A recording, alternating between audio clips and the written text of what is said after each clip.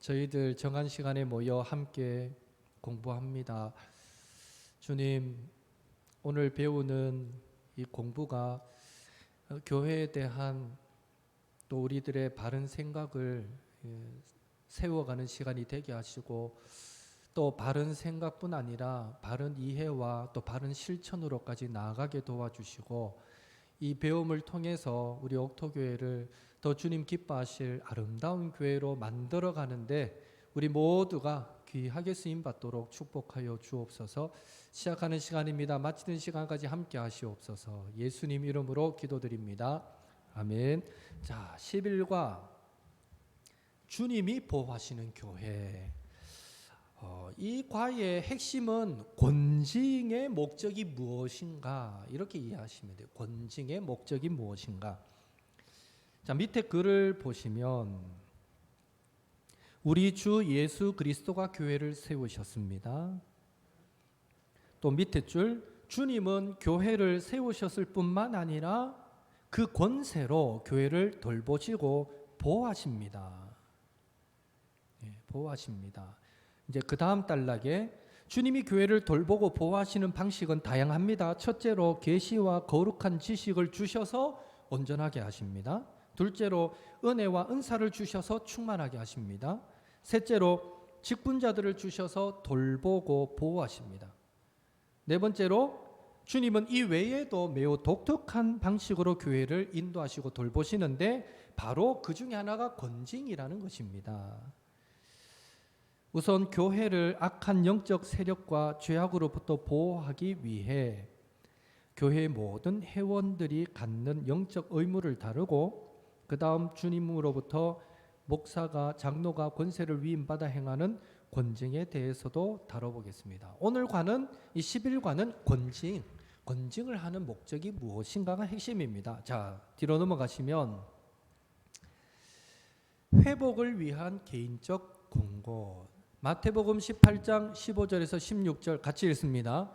내 형제가 죄를 범하거든 가서 너와 그 사람과만 상대하여 권고하라. 만일 들으면 내가 내 형제를 얻은 것이요, 만일 듣지 않거든 한두 사람을 데리고 가서 두세 증인의 입으로 말마다 확증하게 하라. 자, 1번 같이 읽을까요? 한 지역 교회에서 어떤 형제나 자매가 죄를 범했을 때 그 범죄를 목격한 사람은 어떻게 해야 합니까? 이때 그 사람과만이라는 표현에서 알 수 있는 것은 무엇입니까? 자, 먼저 첫 번째 질문은 그 범죄를 목격했거나 그 범죄로 고통을 받은 사람은 어떻게 해야 되느냐? 15절에 어떻게 하랍니까?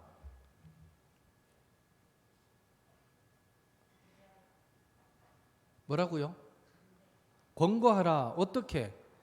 너와 그 사람과만 상대하여 권고하라. 1대1로 권고하라, 이 말이죠.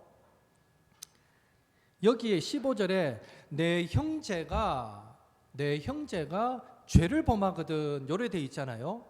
그런데 이제 사본에 보면, 이제 헬라어 사본에 이런 데 보면 내 형제가 너에게 죄를 범하거든. 너에게라는 단어가 있는 사본도 있고 없는 사본도 있어요.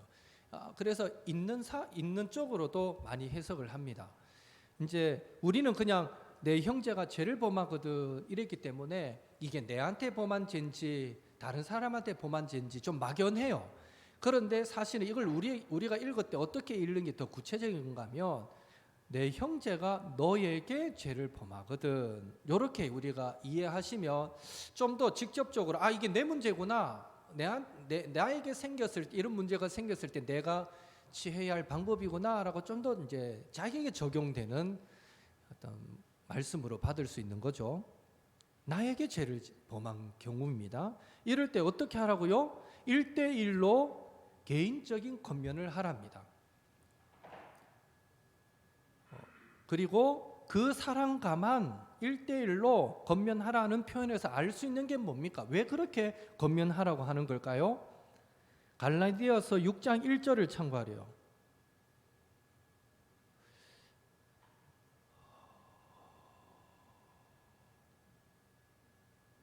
그렇게 하는 이유가 뭡니까? 사실은 저는 6장 1절을 봐도 이유를 모르겠어요. 이 질문에 대한 직접적인 답이 6장 1절에 없는 것 같아. 이때 그 사람과만이라는 표현에서 알 수 있는 것. 왜 그 사람과만 1대1로 만나라고 했을까요? 누군가가 나에게 잘못했을 때 그렇게 해야 되는 이유가 뭘까요? 여러분 생각에.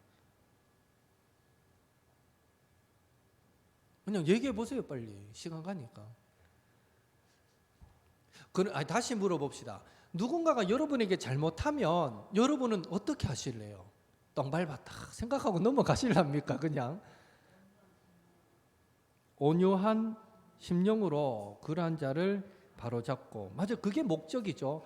그 목적으로 1대1로 만나는 거예요. 그 사람을 바로잡기 위함이 목적입니다. 맞죠? 1대1로 건면하는 목적, 그 사람을 바로잡기 위함. 그런 의미에서 이걸 다르게 표현하면 우리가 또 생각해 봐야 될 것은, 분명 그 사람이 나에게 죄를 지었고 나에게 잘못했지만 내가 그 사람에게 건면할 때는, 찾아가서 얘기할 때는 그 나에게 잘못한 그 사람의 명예를 지켜주는 방식으로 이 문제를 풀어가라, 이런 의미로 받아줄 수 있습니다. 예. 1대1로 만나라 하는 의미는 그 의미를 담고 있습니다.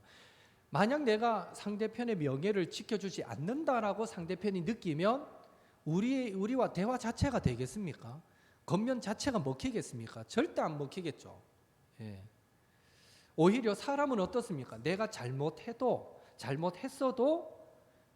내가 누군가의 잘못했어, 그 사람이 더 겸손하게 나에게 다가오며 오히려 내가 부끄럽고 내가 좀 찔림이 되고, 생각해보면 나도 너무 잘못한 것 같습니다 라고 오히려 또 회개가 가능하고, 그런데 상대편이 나에게 와가 아주 막 뭐라 그럴까요? 막 당당하게 찾아와서 니네한테 어떻게 이럴 수 있나 하고 막 네가 이러고 막 강하게, 예를 들어서 그것도 혼자 온 것도 아니고 막 사람들 많은 데서 막 이러면 당하는 입장, 내가 잘못했음에도 불구하고 어떤 반응을 보이기가 더 쉽습니까? 내가 뭐 잘못했네 이러고 오히려 팍 튀겠죠. 방어 기제가 작동하는 거예요. 사람은 누구나 나를 지키고 싶은 방어 기제가, 그게 딱 작동되는 순간 절대 그 두 사람의 관계는 회복이 불가능해요. 이제 그때부터는. 예. 네가 내한테 그랬지 이러고는 다음에 또 확 쏘아붙이고, 또 당한 그 사람이 확 쏘아붙이고, 서로 막 기회가 생길 때마다 공격하고. 예. 저는 다른 교회에서 이걸 경험해 봤습니다. 안 돼요. 암만 건면해도 안 돼요. 기도해줘도 안 되고. 그래서 우리는 이 목사님들끼리, 교육자들끼리 농담으로 주고받은 게 있어요. 저 문제는 예수님이 오셔도 해결 못한다. 예, 이게 일단은 방어 기제, 스스로에 대한 방어 기제. 한번 이게 딱 생기면 용서가 안 되는 거예요.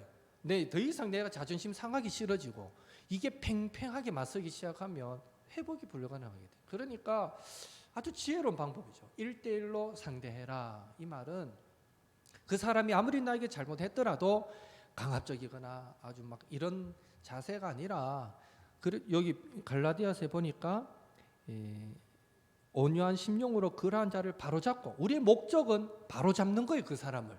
내가 상처받은 게 치유되는 것도 중요하지만 잘못한 그 사람을 바로잡는 거예요. 이게 목적이 더 크기 때문에 1대1로 상대해서 우리는 온유한 마음으로 건면해야 되고, 그리고 절대 그 사람의 자존심이 상하거나 명예가 해쳐지는 방법이 아니라 그 인격을 존중하는 마음으로 건면할 수 있어야 된다. 이게 1차적인 개인적 권고의 자세여야 한다라는 것을 우리는 생각해 볼 수 있습니다. 지혜로운 방법인 거죠. 이건 단순히 그냥 지혜로운 방식이 아니라 이게 성경의 방식이다라는 걸 꼭 기억하십시오. 그러니까 1대1로 건면, 이건 개인적 건면이죠. 그리고 그 밑에 2번 바로 넘어가시면, 범죄한 형제나 자매를 위해 한 지체가 권고할 때 그가 듣지 않는다면, 내 1대1로 만났어, 건면도 했어, 그래도 들으려고 하지 않아, 그렇다면 그 다음에는 어떻게 하랍니까? 16절,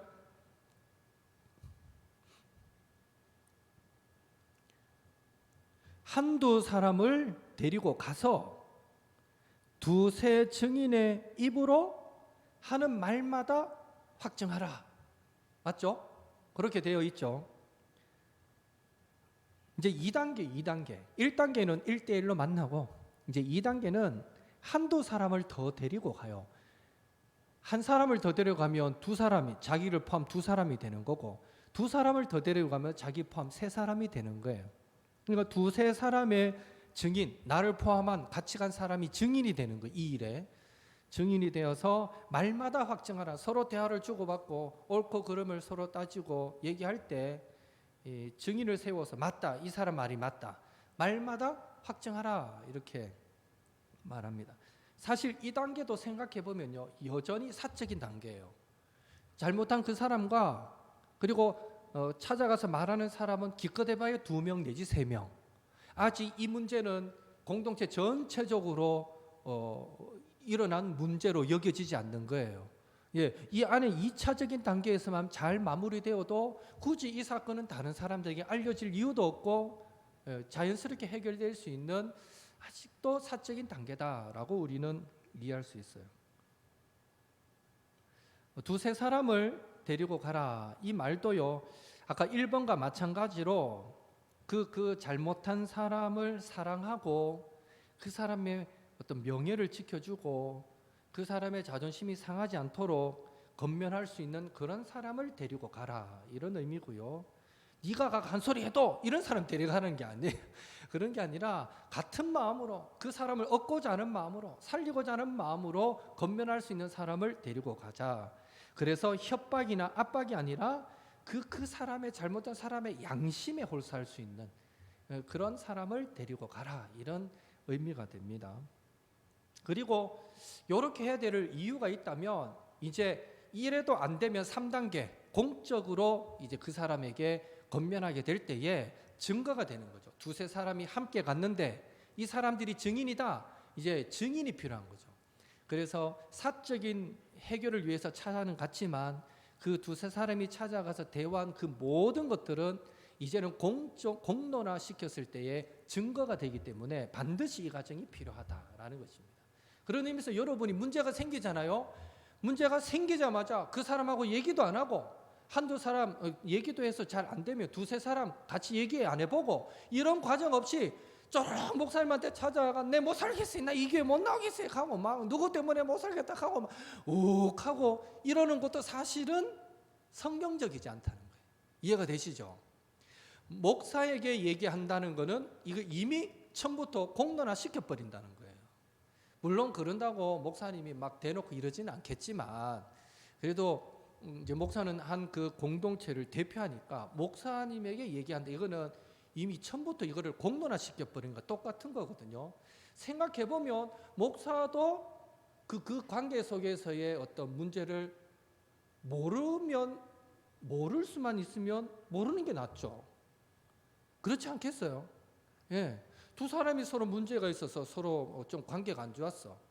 두 사람이 잘 해결하면 저는 두 사람을 늘 믿음의 사람으로 볼 수 있고 좋잖아요. 그런데 보러 와서 얘기가 이 사람이 이런 말 했고 이런 행동했고 막 하면 목사도 사람인데 이제 그 말을 들은 사람을 이 한 사람 말만 일방적으로 판단은 안 하겠지만 그래도 말은 듣는 순간 영향을 미치거든요. 그러면 다른 사람에 대한 부정적인 이미지를 심어주는 효과밖에 안 됩니다. 그래서 건면해도 안 되면 그러나 이게 심각한 상황이라서 교회가 알아야 되겠다 싶을 때 얘기하는 거예요. 이해가 되시죠?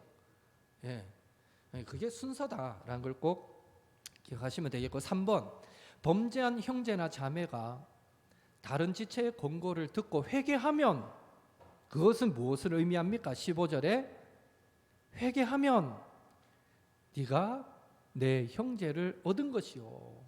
회개한다는 것은 그 형제를 잃을 뻔했던 형제를 얻은 것이다. 깨어질 뻔했던 관계를 회복하게 되는 것이다. 회개하면 정말 다행이다 라고 지금 말하고 있습니다. 자, 그런 의미에서 여기 회복을 위한 개인적 권고가 소제목이었습니다. 회복이 목적입니다. 회복. 이해가 되시죠? 회복이 목적이었다. 예. 개인의 회복을 통한 회개를 통한 회복이 목적이기 때문에 우리는 온유한 자세, 심령으로 다가갈 수도 있어야 되고, 그 사람이 내한테 잘못하기는 했지만 우리는 그 사람의 명예도 지켜줄 수 있어야 되고, 예, 회복이 목적이기 때문에 그렇다. 예, 꼭 우리가 그렇게 기억하시고요. 자, 넘어가셔서 130쪽. 이제 공론화되는 거예요. 17절부터 20절까지 또 한 절씩 교독합니다. 같이 읽습니다. 만일 그들의 말도 듣지 않거든 교회의 말하고 교회의 말도 듣지 않거든 이방인과 세리와 같이 여기라. 진실로 너희에게 이르노니 무엇이든지 너희가 땅에서 매면 하늘에서도 매일 것이요 무엇이든지 땅에서 풀면 하늘에서도 풀리리라. 진실로 다시 너희에게 이르노니 너희 중에 두 사람이 땅에서 합심하여 무엇이든지 구하면 하늘에 계신 내 아버지께서 그들을 위하여 이루게 하시리라. 두세 사람이 내 이름으로 모인 곳에는 나도 그들 중에 있느니라. 아멘. 자, 1번 보시면 범죄한 후 가까운 형제나 자매의 권고를 듣고도 회개하지 않는다면 교회에게 말할 수밖에 없습니다. 교회는 교회의 회원에게 권면하고 징계할 수 있는 권한을 갖고 있습니다. 교회가 갖고 있는 이 메고 푸는 권세는 성도들의 삶을 지도하고 다스리는 권세를 말합니다. 이것은 결국 교회가 천국 열쇠를 가지고 있다는 말이며 교회를 통해 교회의 머리 대신 우리 주님이 다스리고 계신다는 의미이기도 합니다. 교회가 무엇인가 행하면 하나님은 어떻게 반응하신다고 하십니까? 19절에 뭐라고 되어 있습니까? 교회가 무언가 행하면 하나님은 어떻게 반응하시겠답니까? 끝에 보니까 그들을 위하여 교회를 위하여 이루게 하시리라. 예. 교회가 무엇인가 행하면 하나님은 이루시겠다라고 말씀하고 있고요. 교회가 있는 곳에 누가 함께 하십니까? 20절에 나도 그들 중에 있느니라.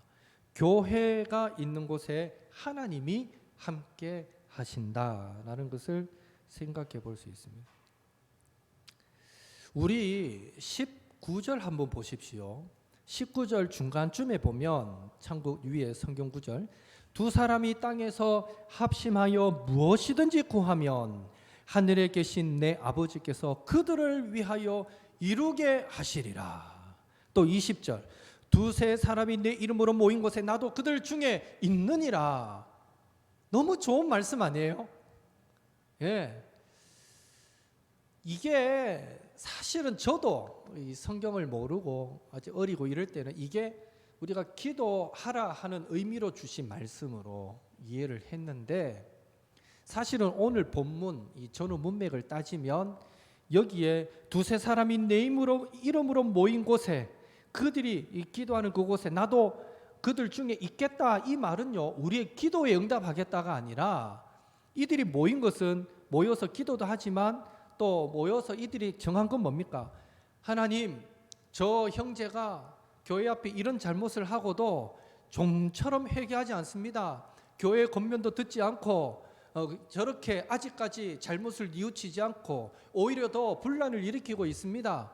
하나님, 그래서 어쩔 수 없이 우리가 교회의 권위로 이름으로 저 사람을 권징해야 되겠습니다. 그래서 교회가 이만한 결정으로 저 사람에게 이런 권징을 내리겠습니다. 이게 지금 두세 사람이 하나님의 이름으로 주님의 이름으로 모였다는 의미가 그거예요.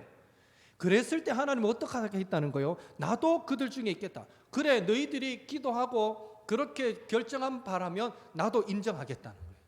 나도 그들 중에 있겠다. 두 사람이 땅에서 합심하여 무엇이든지 구하면 하나님, 저 사람의 저 죄악이 너무나 큰데 하나님께서 이 죄악을 해결하여 주십시오. 구하면, 그래서 우리가 이런 판단을 내렸고 이렇게 저를 벌하기를 원합니다. 권징하기를 원합니다. 하면 하늘에 계신 내 아버지께서 그 교회가 결정한 것을 위하여 이루게 하시리라. 나도 인정하겠다는 거예요. 인정하겠다. 이게 무서운 얘기예요. 무서운 얘기예요. 예. 그러니까 뭐 단순히 우리가 기도하면 응답해 주겠다는 차원의 말씀이 아니라 전의 문맥을 살피면 우리가 뭔가 죄악을 범했을 때에 1대1의 권면에서 회개하면 제일 좋고요. 그게 안 되어서 두세 사람이 권면했을 때 또 마음을 돌이키면 제일 좋고요. 결국 그게 안 되어서 교회가 권면할 때 그때라도 돌이키면 좋아요. 그러나 그래도 좀처럼 회개치 않고 내가 뭐 잘못했냐고 하고 오히려 더 교회를 혼란스럽게 한다면 그럼 교회가 가진 권위로 그 사람을 치리하게 되는 거죠. 권징하게 되는 거죠. 그랬을 때 그 권징에 하나님이 나도 힘을 실어줄게 이렇게 지금 말씀하고 있는 본문이다. 그래서 교회가 권징을 함부로 해서도 안 되겠지만 또 혹 권징할 일이 생기면 권징을 받는 성도는요 교회의 권징을 무섭게 여겨야 돼요. 이게 그냥 이 교회에서 내리는 벌 정도로만 생각하고 뭐 교회 여기 아니면 없나 하고 딴 데 가서 해결될 문제가 아니라 교회의 이름으로 권징을 받는다는 거는요 이거는 하나님으로부터 받는 벌이다라고 하나님이 인정하시겠다는 거. 그냥 교회만 옮겨서 해결될 문제가 아니에요. 이 문제는 교회의 치리는 그 교회가 풀기 전에는 유효합니다. 그래서 교회만 옮긴다고 해결된 문제가 아니에요. 그래서 늘 우리는 신앙생활 더 협력하고 서로 사랑하고 아름답게 하는 게 최선이고 혹 문제가 생기면요 서로 기도하면서 1대1을 권면할 때 서로 풀어버리고 아니면 두세 사람이 권면할 때 못 이긴 척 풀어버리고 아니면 교회가 조심스럽게 권면할 때라도 받아들여야 되고 그렇게 하나됨을 지켜가야 되지 끝까지 교회를 어렵게 만들다가 벌을 받게 되면요 그건 하나님의 심판을 자초하는 거다. 우리는 그렇게 교회 권징을 이해해야 한다라는 것입니다. 자, 2번 보십시오. 2번. 치리권을 가진 교회의 기관이나 대표가 범죄한 형제나 자매에게 권면할 때 이를 듣지 않는다면 교회는 그 사람에 대해 어떻게 하랍니까? 17절에 이방인과 세리와 같이 여기라. 이방인과 세리와 같이 여기래요. 그 참고 구절이 고린도전서 5장 11절에서 13절 옆에 있는데 11절 끝에 보십시오. 그런 사람과는 사귀지도 말고 그런 자와는 함께 먹지도 말라. 그리고 제일 끝에 너희 중에서 어떻게 하라고요? 내쫓으라. 그러니까 교회의 권징 7위 중에 제일 마지막 단계는 출교잖아요. 교회에서 나가십시오. 마지막 단계는 출교예요. 내쫓으라 라고까지 말하고 있습니다. 그러니까 이거는 충분히 권면했음에도 듣지 않고 계속 교회를 어렵게 만들 때 내려지는 조치입니다. 그런 자와는 다시는 사귀지도 말고 함께 먹지도 말고 심지어 교회에서 내쫓으라 이렇게 말하고 있습니다. 교회에서 내쫓으라, 출교시키라 이 말은 어떤 의미일까요? 그것은요 이 하나님 나라 안에서 누리는 모든 혜택에서 제외된다는 것을 의미합니다. 하나님 나라 안에서 누리는 모든 영적인 유익, 그 유익에서 제외된다는 것을 의미합니다. 쉽게 이해하면 아담과 하와가 범죄하고 에덴 동산에서 쫓겨났잖아요. 에덴 동산에서 쫓겨나기 전에 선악과를 따먹고 범죄하기 전에 아담과 하와가 에덴 동산에서 누렸던 그 모든 축복, 그것을 오늘 하나님은 예수님을 믿는 우리에게 그 영적인 축복을 오늘 믿는 우리에게 회복시켜 주셨거든요. 그런데 출교를 된다, 교회에서 출교가 된다 이 말은 마치 아담과 하와가 에덴 동산에서 쫓겨나듯 그 모든 하나님이 주신 축복에서 이제 쫓겨나듯 오늘 교회에서 출교된다 이 말은 예수님이 십자가로 다시 회복시켜 주신 이 영적인 축복, 하늘에 속한 축복을 거두시겠다라는 의미와도 똑같다는 거예요. 그러니까 이게 무시무시한 거예요. 어마어마한 벌이다라는 사실을 알아야 됩니다. 예. 아이고 뭐 자꾸 설명하려면 길고 그렇다는 거예요. 자, 3번 같이 읽습니다. 교회가 범죄하고도 회개하지 않는 자들을 치리하고 권징하는 것은 무엇을 위한 것입니까? 그렇다면 왜 그렇게 출교까지 시키면서 권징해야 되느냐? 무엇을 위한 거냐는 거예요. 무엇을? 아래 본문을 참고하여 말해보라. 한번 참고해서 말해보십시오. 무엇을 위해 권징하랍니까? 5절 한번 보십시오. 5절 6절에 무엇을 위해서 권징하랍니까?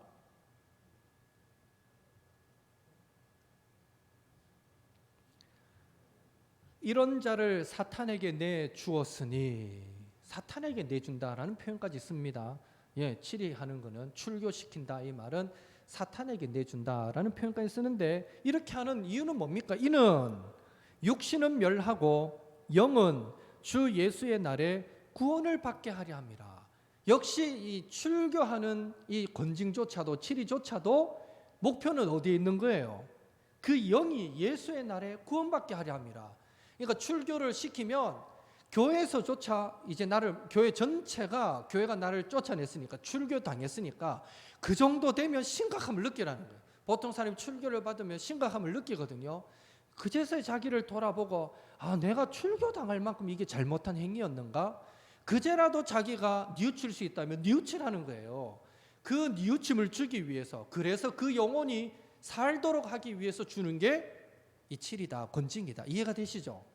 예, 어떤 벌을 주든지 간에 이 권징의 치리의 목표는 그 영혼을 살리기 위함이다.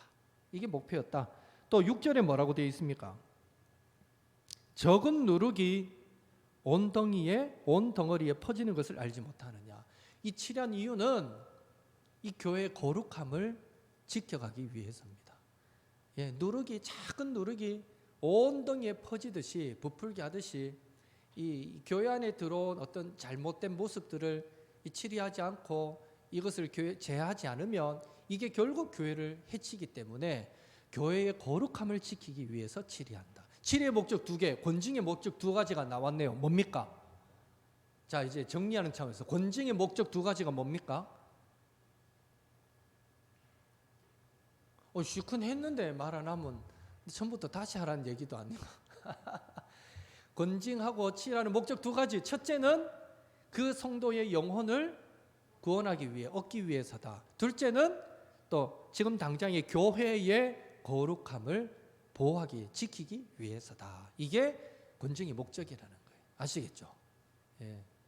그런 의미에서 아까 1대1의 권면, 이거는 그 개인적인 차원에서 그 영혼을 얻기 위한 것이고, 이제는 교회의 권면은 공적인 차원에서 그 영혼을 얻기를 위한 것이고, 또 교회를 보호하기 위함이다. 이렇게 우리는 이해하시면 됩니다. 그래서 오늘은 11과는 주님이 보호하시는 교회, 주님이 보호하시는데 어떤 방법으로? 권징이라는 방법을 통해서도 이 교회를 보호하신다, 지키신다 라는 건 한 예로 권징을 설명하는 거고, 그 다음에 이제 넘어가서 12가 이제 참된 교회의 특징입니다. 참된 교회의 특징. 여러분 저를 보십시오. 참된 교회라면 어떤 특징이 나타나야 될까요? 여러분 생각에 참된 교회라면 어떤 특징이 나타나야 되겠습니까? 김경태 집사님, 제 앞에 있으니까 눈이 마주쳤으니까. 참된 교회라면, 그냥 여러분 생각에 참된 교회라면 이런 특징이 있어야 된다. 뭐라고? 기쁨이 넘쳐야 된다. 그래야 참된 교회도. 그렇죠. 어떤 교회 가보니까 성도들이 전부 죽을 상하고 있고 힘들어. 그런 교회 나도 가기 싫겠어요. 예, 기쁨이 넘치는 교회 된다. 전희숙 집사님, 참된 교회의 특징, 어떤 교회가 참된 교회일 것 같아요? 성령이 충만한 교회? 예, 참된 교회의 특징 맞죠? 예, 이렇게 물으면 다 여러분 한 가지씩 다 대답할 수 있을 것 같아요. 사랑이 많은 교회, 또 섬김이 있는 교회, 여러 가지로 얼마든지 말할 수 있을 것 같은데, 혹시 최윤전 집사님 물으면 사랑 이러려고 했던 거 아니에요? 맞죠? 예. 박영진 집사님 뭐라 그러려는데요? 예. 감사, 그것도 맞아. 감사가 넘치는 교회. 그렇죠. 그것도 맞아요. 또 어떤 분은 믿음, 다 나오네. 믿음, 소망, 사랑, 다 있어야 된다. 다 있어야 됩니다. 맞습니다. 그런데 이제 이런 거 이렇게 말하는 것보다 뭔가 성경적으로 그래도 핵심적으로 정말 참된 교회라면 있어야 된다라는 걸 세 가지로 이거를 교회의 3대 표지라고 말하기도 하고요. 특징이라고 말하기도 하는데 세 가지를 말합니다.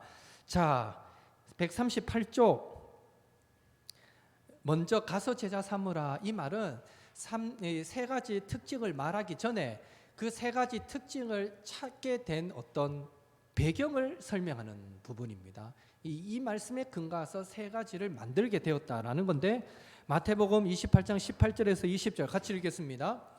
예수께서 나와 말씀하여 이르시되 하늘과 땅의 모든 권세를 내게 주셨으니 그러므로 너희는 가서 모든 민족을 제자로 삼아 아버지와 아들과 성령의 이름으로 세례를 베풀고 내가 너희에게 분부한 모든 것을 가르쳐 지키게 하라. 볼지어다 내가 세상 끝날까지 너희와 항상 함께 있으리라 하시니라. 아멘.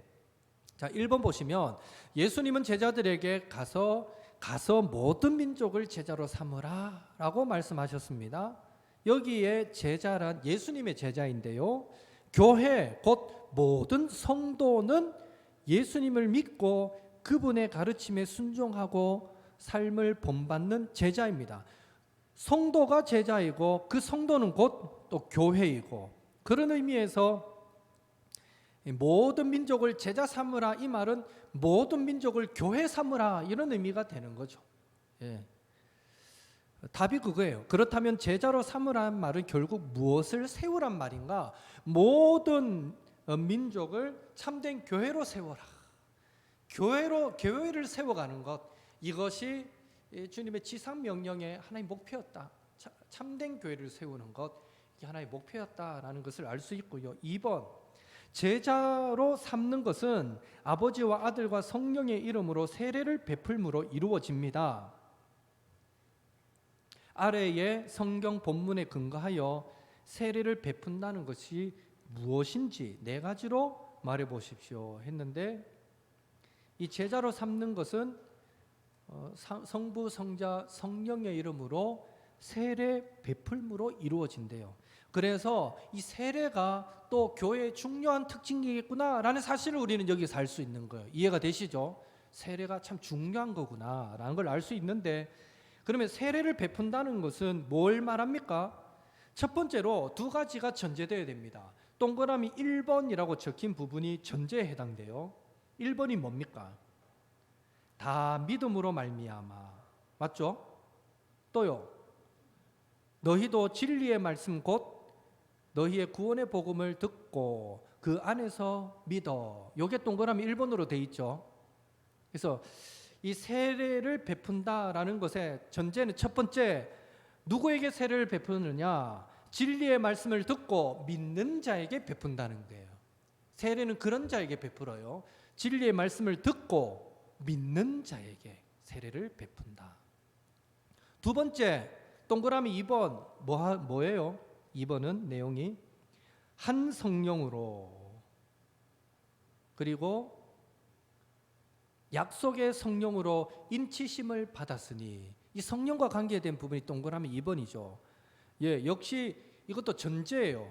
성령으로 인치심을 받은 자에게, 성령이 내주하는 그 사람에게 이 세례를 베풀어라. 그러니까 성령 받음이 이 드러나는 자들에게 이 세례를 베풀어라라는 거예요.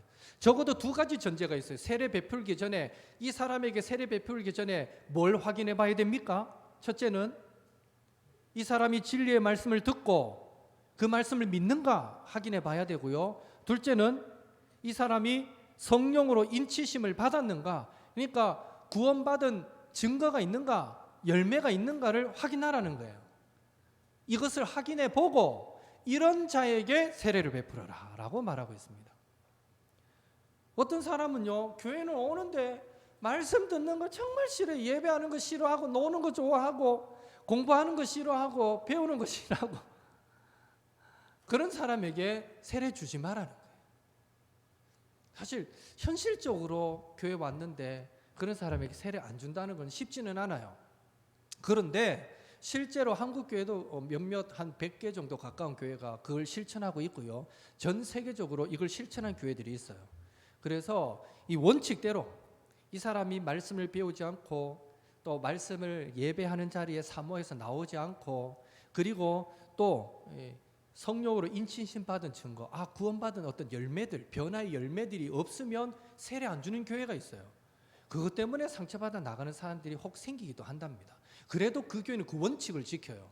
그렇게 하는 이유가 그렇게 해서 세례받은 세례 교인이 이 교회 안에 더디가지만 1명, 2명, 3명 많아질 때 그 교회는 정말 건강한 교회가 될 수 있다.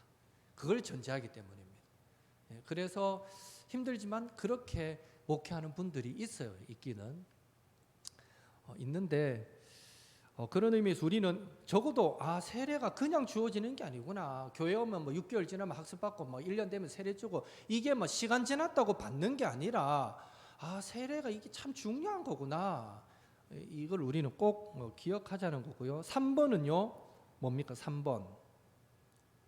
세례를 받아 되어 있고 세례를 받은 자 단순히 요래 표현되어 있는데 세례는 전제를 생각해 볼 때에 어떤 겁니까? 눈에 보이지 않는 믿음, 교회됨. 그러니까 그 사람의 믿음이 눈에 보입니까? 여러분 보입니까? 서로 옆에 계신 분 한번 보세요. 그 믿음이 보이는지. 안 보이죠? 예, 안 보여요. 우리는 종종 판단하기는 하지만 서로를. 그러나 사실 그 사람의 믿음이 우리 눈에 딱 보이지는 않아. 이렇게 배를 가르고 이렇게 펼쳐 보일 수 있는 것도 아니야 이게. 예. 그리고 그 사람의 성도됨, 교회됨 엄밀히 따져서 우리는 100% 몰라요. 예, 모르고 또 참 그렇게 정확하게 알기가 쉽지 않아요. 이 세례란 게 뭔가 하면 눈에 보이지 않는 그 사람의 믿음, 그 사람의 어떤 성도됨, 교회됨을 눈에 보이게 하는 의식이 세례다. 적어도 세례를 베풀 때에는 우리 성도들은 어떻게 받아들여야 된다는 거예요. 이 사람이 정확한 믿음의 고백을 갖고 있구나. 이 사람이 예수 믿은 이후에 조금이라도 변화된 열매들이 있는 사람이구나. 그래서 교회가 오늘 이 사람에게 세례를 베푸는구나. 우리는 이 눈에 보이는 세례 의식을 통해서 눈에 보이지 않는 믿음과 성도됨을 인정해주는 이 예식이 바로 세례 예식이다. 의미 있는 거죠. 진짜 의미 있는 거예요. 의미 있는. 적어도 세례 받으면 이제 그때부터는 당신의 온 교회가 당신의 믿음을 인정합니다. 당신의 그리스도인됨을 인정합니다라고 말해주는 것과 똑같다라고 말할 수 있습니다. 그 결과 세례 받은 결과는 4번은 뭡니까? 한 몸이 되었다. 그리스도로 옷 입었다. 그러니까 그리스도와 연합을 이루게 됩니다. 세례 받는 즉시 우리는 그리스도와 연합하게 된다. 한 몸을 이루게 됩니다. 이게 놀라운 축복이죠. 주님과 연합하면 주님의 능력, 내 능력, 또 주님께 속한 모든 그 신령한 좋은 것이 내 것이 되는 거예요. 예.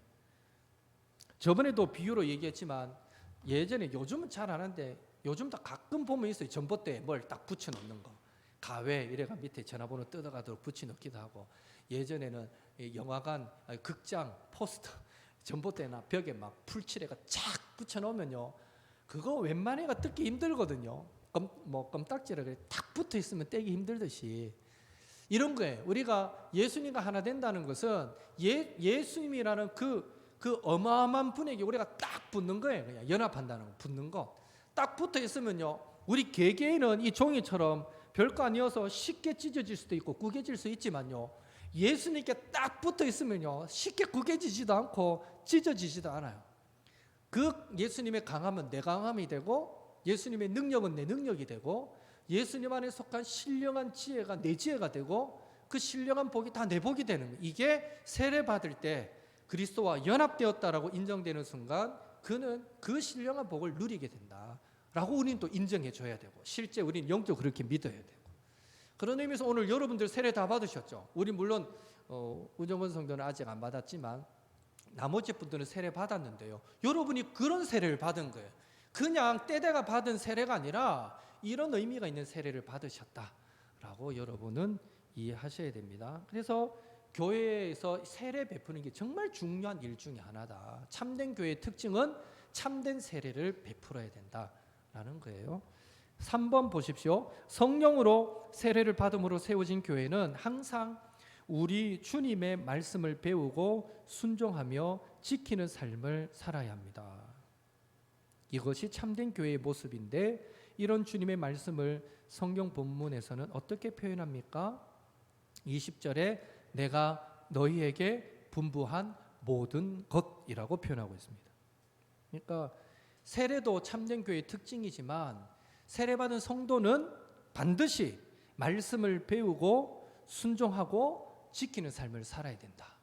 그래서 이 말씀, 하나님의 말씀, 특별히 주님께서 제자들에게 분부해서 가르쳐준 모든 말씀, 그 받은 것을 다시 사도들이 성도들에게 가르쳐 주었던 말씀, 그게 또 세월이 지나고 세월이 지나면서 또 가르쳐지고 가르쳐져서 이게 사도적 전통이 되고 오늘 우리에게까지 가르쳐지는 하나님의 말씀, 이 말씀을 우리는 잘 배우고 지켜야 된다. 그런 의미에서 교회 중요한 특징은요, 말씀의 바른 선포. 이 말씀이 내 경험을 얘기하고 내 생각을 얘기하는 말씀이 아니라 예수님의 가르침을 전하고 사도적 가르침을 전하고 그 사도적 전통 위에 세워진 말씀, 그 말씀이 얼마나 바르게 선포되고 있는가. 앞에서 있는지 뒤에 나오는지 제가 가물가물한데, 사도적 전통 위에서 가르친다. 앞에서 제가 했나요? 사도적 전통에서 가르친다는 의미 기억납니까 혹시? 여러분 눈빛이 기억이 안 나요. 그래서 한 번 더 얘기해도 관계없는 것 같은데, 사도적 전통 위에서 가르친다, 이 말은요, 뭐가 사도적 전통일까요? 사도들이 뭘 가르쳤을까요? 초대교회 때 사도들이 설교하면, 말씀을 가르치면 뭘 가르쳤을 것 같아요, 여러분? 사도들이 뭘 가르쳤을 것 같아요? 네, 예수님 따라다니면서 고생 많이 했대, 뭐 이런 거 가르쳤을 것 같아요. 그거보다는 예수님이 한 번은 이렇게 가르쳐 주셨고, 예수님은 또 감람산에서는 이런 말씀을 해주셨고, 저 갈릴리 바다에서는 이런 말씀도 우리에게 들려주셔서 예수님의 말씀을 가르쳤겠죠. 사도들이 가르친 게 그거예요. 그러면서 사도들이 보니까 구약에 오리라 한 이 메시아가 자기가 3년을 예수님을 쫓아다니다 보니까 예수님을 통해서 병 고침으로 또 뭐 이적과 기사가 행해짐으로 그것들이 실현되는 걸 봤거든요. 그러니까 사도들은 예수님의 직접적인 가르침을 전하면서도 플러스 구약에서 오리라 한 그 메시아가 예수님이셨습니다. 이제 신학이 들어가는 거죠, 신학. 그래서 예수님이 그런 분이었습니다. 하나님의 아들이셨고 예수님은 메시아였습니다 라는 것을 가르쳤겠죠. 가르쳤겠죠. 그런 의미에서 사도들은 개인적인 걸 가르친 게 아니에요. 구약의 말씀을 가르쳤고, 그 말씀이 신약에 예수님을 통해서 어떻게 성취되었는가를 가르쳤고, 구체적으로 예수님의 말씀을 가르쳤고, 또 예수님께서 몸소 실천해 보여주신 삶의 모범을 제자들은 가르쳤을 거예요. 그러니까 사도들의 가르침은요, 예수님과 무관한 것은 아무것도 없었을 거예요. 최초의 사도들의 가르침이. 그런 의미에서 사도적 전통 위에 선다는 것은요, 바로 그런 거예요. 이 교회가 말씀의 선포에 있어서 예수 그리스도, 오직 예수, 주님의 가르치신 말씀, 이거 외에 다른 것을 가르치지 않는 것, 오직 말씀, 오직 주님만, 주님의 가르침만을 전하는 것, 이게 바른 말씀의 선포다라는 것을 우리는 이해하시면 됩니다. 그래서 자, 넘어가시면 마지막으로, 그래서 교회의 참된 특징 해가지고 142쪽, 143쪽에 세 가지를 말하고 있습니다. 세 가지. 문제 1번은요. 문제 1번은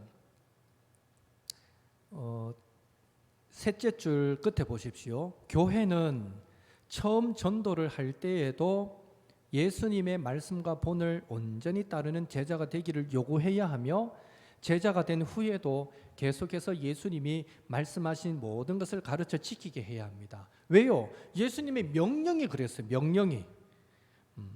너희는 가서 모든 민족을 제자로 삼아 아버지와 아들과 성령의 이름으로 세례를 베풀고 내가 너희에게 분부한 모든 것을 가르쳐 지키게 하라. 전도하면서 예수 믿고 세례 받는 자들에게 예수님의 가르침을 다 전하래요. 다 가르치래요. 이게 예수님의 말씀이셨습니다.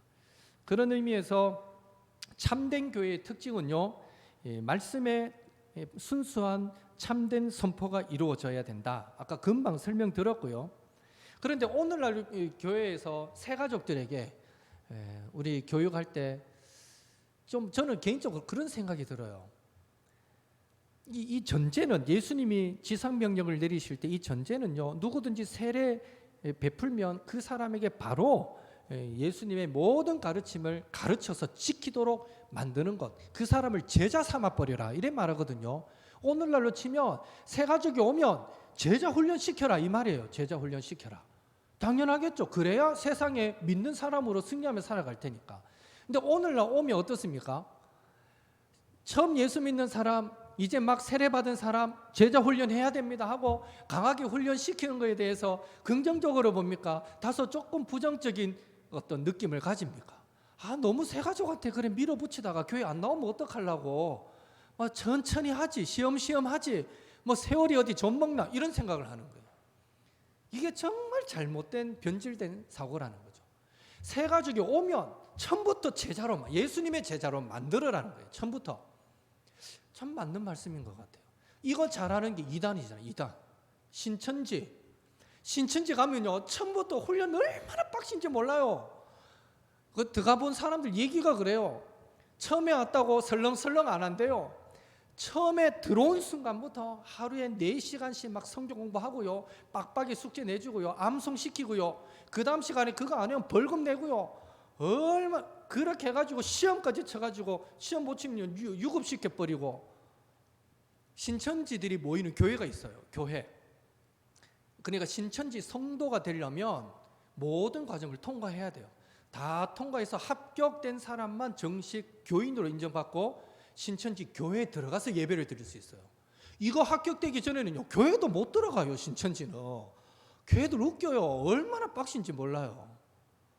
이단도 그렇게 하는데 하물며 우리가 새가족이라고 대충 해 안 된다는 거예요. 어쩌면요, 정말 더 빡시게 더 열심히 가르쳐서 한 번, 두 번 오더라도 이 사람이 정말 성경을 바로 알고 하나님의 뜻을 바로 알도록 가르쳐 주는 것, 이게 교회의 역할이어야 된다. 우리 한번 생각해 볼 필요가 있다는 거죠. 그래서 여러분도 이후로 혹시 전도하게 되고 새가족이 오게 되고 이러면요, 어쩌든지 이 관계를 통해서 잘 정착시켜야지 이것만 생각하면 절대 안 돼요. 사실 관계로 정착시키려고 하면요, 교회보다 세상 가면요 더 재밌는 관계 많아요. 말라고 여기 와서 관계를 맺으려 하겠어. 얼마나 세상 사람들 입장에서 지루하고 고루하고 답답한데, 우리의 목적은요, 이 사람을 예수 제자 만드는 거예요. 그래서 우리 새가족이 오면요, 우리 눈이 벌겋게 혈안이 되어서 이래 막 관심 가져야 될 것은 이 사람을 제자 만들어야 될 텐데, 이게 우리의 관심이 되어야 된다. 꼭 우리는 기억해야 되고요. 두 번째 질문은, 세례는 예수님의 참된 제자가 되었음을 확증하고 인치는 거룩한 의식입니다. 타락한 교회의 특징 중 하나는 거듭나지 않은 사람에게 세례를 함부로 주는 것입니다. 세례를 함부로 주지 않기 위해서 어떻게 해야 하는지 아래의 글을 읽어보십시오. 그랬는데요, 아까 제가 설명할 때 다 했고 그 옆에 페이지 보시면 세례를 중간쯤에 세례를 주려면 교회는 다음에 두 가지를 점검하라. 1번 온전한 신앙 고백, 아까 강조했죠 제가. 2번 분명한 삶의 증거, 열매가 있는가. 이거 두 개, 적어도 이거 두 개는 확인하고 교회가 세례를 베풀어야 한다. 이렇게 안 하면 제일 위에 보면 거듭나지 않는 사람이라고 말합니다. 거듭나지 않는 사람, 그 밑에 줄, 이런 자들은 종종 교회에서 하나님의 말씀을 배우기를 싫어하고 참된 진리를 우습게 여기고 주님의 말씀에 명백히 불순종하며 도리어 죄를 범하고 교회 안에 세상의 악한 것들을 들여오는 통로의 역할을 한다. 그렇기 때문에 함부로 세례 베풀지 말고, 세례를 베풀고 싶다면 철저히 신앙 고백을 하도록 만들고 제자 훈련시키고 분명한 삶의 열매가 있도록 그렇게 훈련시켜라. 그리고 그런 자들에게 세례를 베풀어라. 이래 말하고 있습니다. 여러분, 초대교회 때 초대교회의 신앙 고백은요, 내가 예수님을 믿습니다라는 신앙 고백은 사실 순교자의 각오가 아니면 불가능한 고백이었어요. 초대교회 당시는 예수 믿는다는 것 때문에 핍박을 많이 받았으니까요. 사자의 밥이 되었고 또 불태워 죽임을 당했고, 내가 예수 믿겠습니다라는 고백 자체가 순교자의 각오예요. 이거는 주를 위해 죽겠습니다라는 각오로 고백하고 세례받는 거예요. 이게 얼마나 의미가 있었는지 몰라요. 그런 의미에서 오늘날 우리 한국교회도 적어도 나도 예수 믿겠습니다, 나도 이제 그래서 세례 받겠습니다 할 때는 그 사람이 이 순교자의 각오로, 그까지는 아닐지라도 예수의 제자로 우리는 훈련시키는 마음으로 그들을 훈련시켜서 세례를 베풀어야 한다. 이걸 기억하고요. 마지막 3번, 참된 교회는 오직 하나님의 말씀을 온전히 전하고 세례를 바르게 시행하는 교회입니다. 그러나 교회는 악한 세력에 둘러싸여 있기에 항상 넘어질 위험이 있습니다. 그렇기에 스스로 경계하고 죄와 싸워야 합니다. 특히 교회 내부에 들어온 작은 악이라도 경계해야 합니다. 이를 위해 무엇이 필요합니까? 권징이 필요하다. 권징의 신실한 시행이 필요하다라는 겁니다. 요거는 앞에서 11과에서 이미 충분히 다루었습니다. 교회 내부에 들어온 작은 악이라도 경계해야 되기 때문에 권징을 한다라는 겁니다.